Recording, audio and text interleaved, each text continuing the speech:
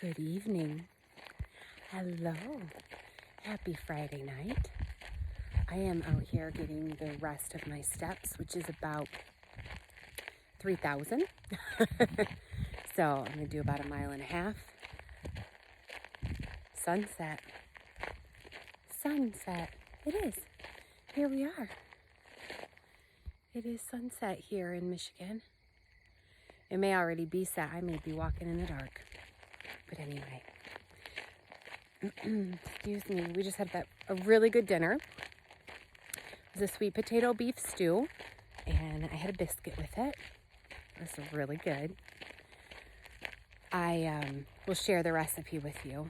I'm going to substitute the sweet potato for butternut squash as soon as I can get some. Tomorrow, that's one of my goals. I'm going to go to our little market around the corner from our house.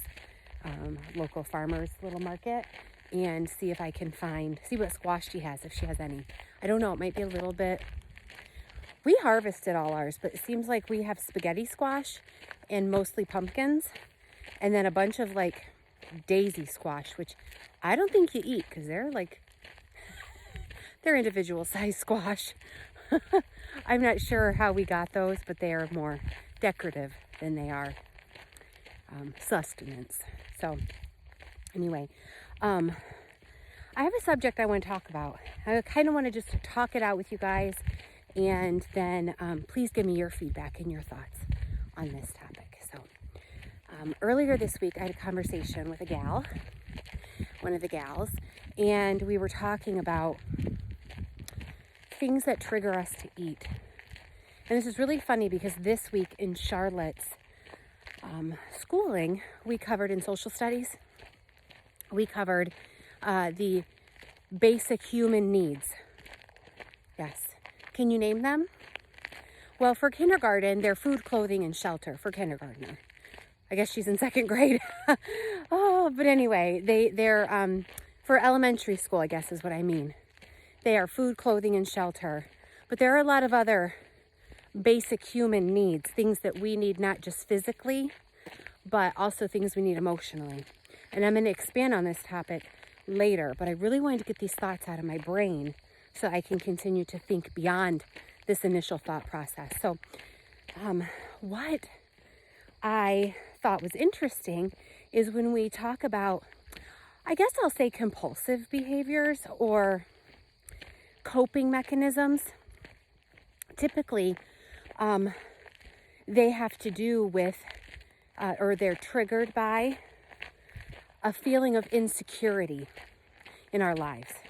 An insecurity, it could be coming from anywhere, or an instability, something that makes us feel unsafe and uncomfortable and in need. We may not be able to identify in the moment what it is we need, but our instinct is to secure ourselves or cause a sense of safety and well-being, to bring that about by meeting one of our basic human needs: food, clothing, shelter. So the reason why we're talking about it is really irrelevant. But the thought is that, some people, to deal with a feeling of insecurity, they may handle something as far as their home. Maybe they're decorators, or maybe they're shopaholics, or maybe you're a foodaholic. And it's interesting. I'm just expanding this thought process of us giving ourselves a sense of security by doing what we can to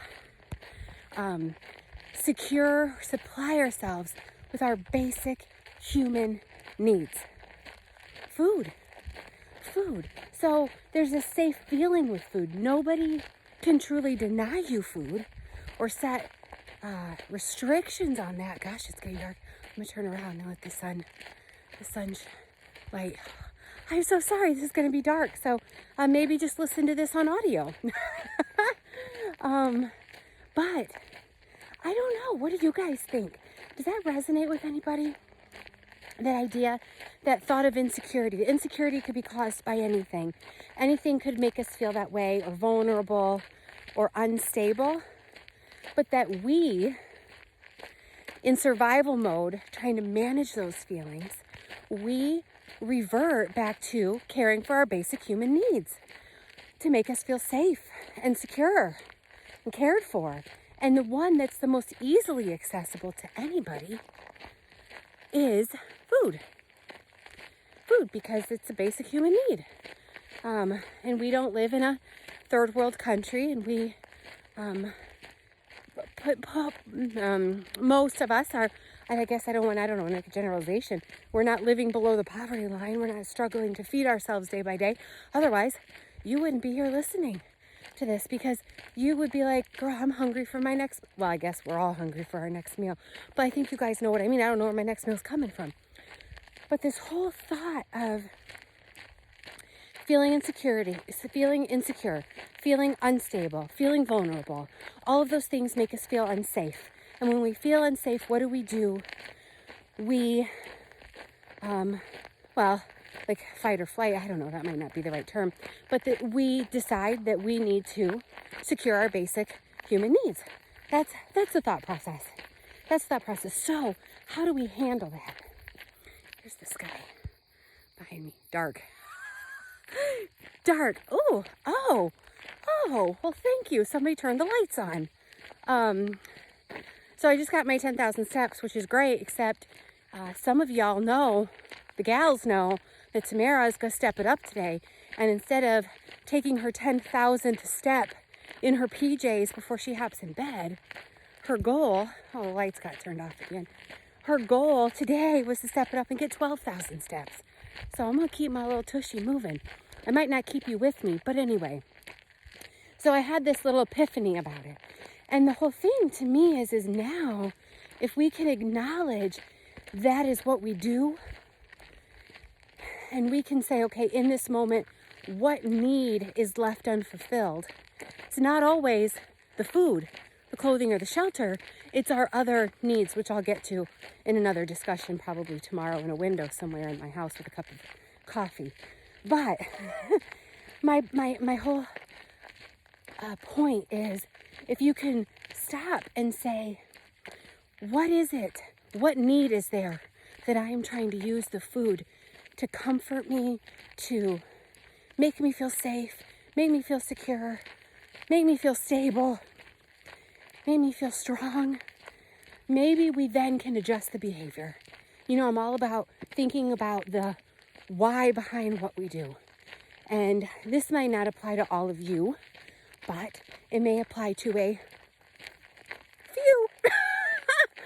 Oh my gosh, I think I need to dress like a cat in a hat. Anyway, maybe I'll have green eggs and ham in the morning. Yeah, the rhyming. But anyway, so I just wanted to share that thought with you. I'm sorry it's so dark out here, but I had to get these thoughts out of my mind, and I thought maybe you would find them valuable. So thanks for listening, and to be continued. And until then, remember, you've got goals. Go get them. Bye, guys. Okay, so I'm back. It's even darker, but after I listened back to the video, I realized I left something out.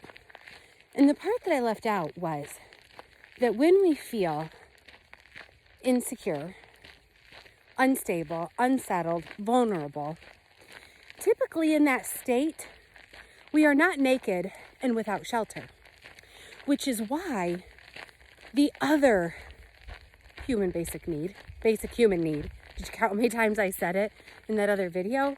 But that's why many of us revert to that, because we're not going without clothing or shelter. And so the next need is food.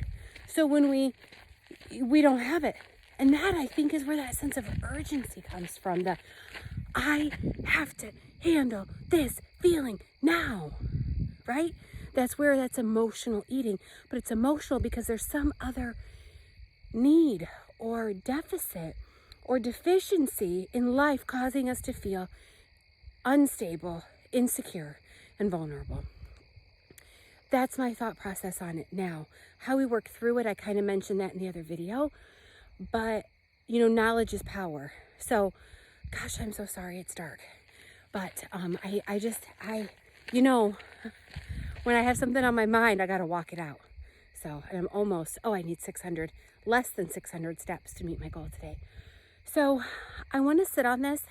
I want to sleep on this thought, and I want to revisit it. And maybe we'll revisit it in like a Facebook Live or something. I don't know. It hasn't been an option before with the gals. So, here I am. Okay. All right. There's our next guy. This is me going into my little lit up house. Isn't that cute? I kind of want candles in the windows. I think that would be kind of charming. So I'm going to go home and get off the dark dirt road. I'm going to put my little girl to bed. And I'll be back and we'll talk about this some more. So I hope I gave you some food for thought. And I hope you all sleep well. There's my house. Good night, you guys. Go get 'em. Bye.